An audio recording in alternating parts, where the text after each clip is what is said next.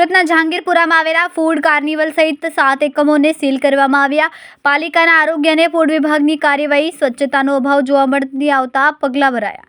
તપાસ દરમિયાન અસહ્ય ગંદકી મળી આવી ઉપરાંત સંસ્થાનો એક વિડીયો વાયરલ થયો। ખાણીપીણીના સ્થળે ઉંદરો લટાર મારતા જોવા મળ્યા। જ્યાં વાયરલ વિડીયો બાદ પાલિકાના આરોગ્ય અને ફૂડ વિભાગે દરોડા પાડ્યા। દરોડા દરમિયાન ગંદકી અને સ્વચ્છતાનો પૂરેપૂરો અભાવ જોવા મળ્યો। તાત્કાલિક ફૂડ કાર્નિવલ સહિત 7 એકમોને સીલ કરીને 22,000નો દંડ ફટકાર્યો।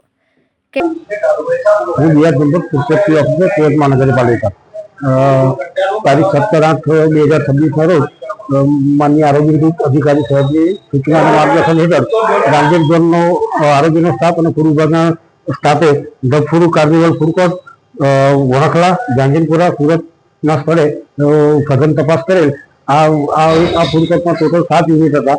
7 યુનિટમાં સાફ સફાઈ વગેરેની જોગવાઈનું ઉલ્લંઘન કરતા હોવાથી તેઓને હાલ ધંધો બંધ કરી સાફ સફાઈ કરાવવા અને પેસ્ટ કંટ્રોલ કરાવવા સૂચના આપવામાં આવે છે, નોટિસ આપવામાં આવે છે, તેમજ તેમને 22,000 રૂપિયાનો દંડ કરવામાં આવે છે। કેટલી દુકાન સીલ કરવામાં આવે છે? કુલ 7 દુકાનો સીલ કરવામાં આવી છે, બંધ કરાવવામાં આવે છે।